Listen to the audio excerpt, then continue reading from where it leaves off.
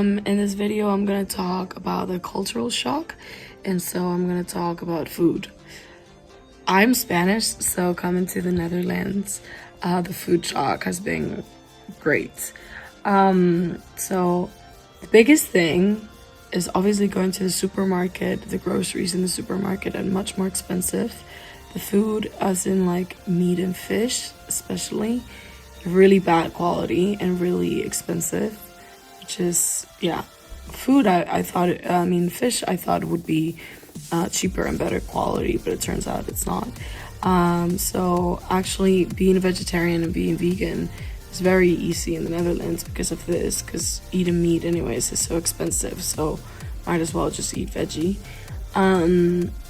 But not only in the supermarkets, but if you go to a restaurant, going to a restaurant in the Netherlands, food is not really placed, like the prices in the menu, they're not the amount, the money for the food plus labor that it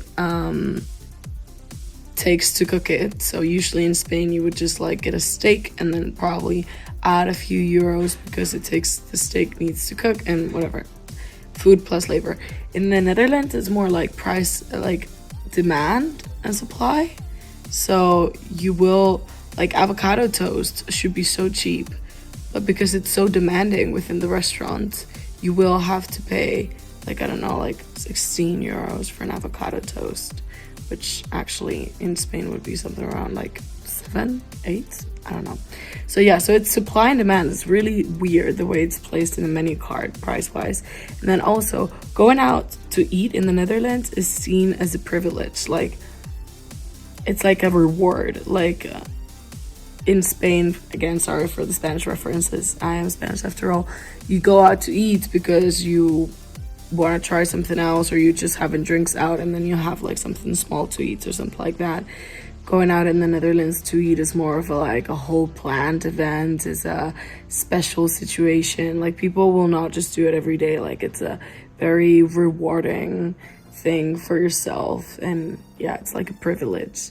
So yeah, that was really weird to me, especially because I wanted to go eat outside all the time, right? Like go eat at restaurants, and I would like end up completely broke because you would not expect the prices that these people have. And what is really pissing me is that the quality is just nope. In this video, I will talk a little bit about culture shock, the specific culture shock videos, because there's a big culture shock, even though we sometimes forget it because we're all European. But yeah, there's a big culture shock. So what I find super interesting is that we have a different notion of timing and days. For example, here in Spain, my morning starts around 10. I wake up 10, you can wake up at 9, whatever, or 8 or 11. From 8 to 11, that's waking up time, and that's completely normal for everyone to wake up around that time. And then the morning goes on until 2. That's the morning. And then we have lunch from like 2 to 3:30, I would say. And then we have siesta or nap time.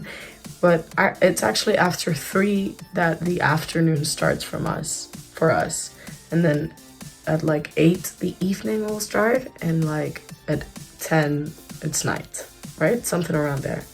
But in the Netherlands, which I guess is more the kind of like general European or more like American ideal, is that you wake up at 9, 8, and then the morning goes on until noon, right? That's the name of it, noon, 12. So after 12, the afternoon starts. So as the name says, afternoon. And then the evening will start around 5, 6.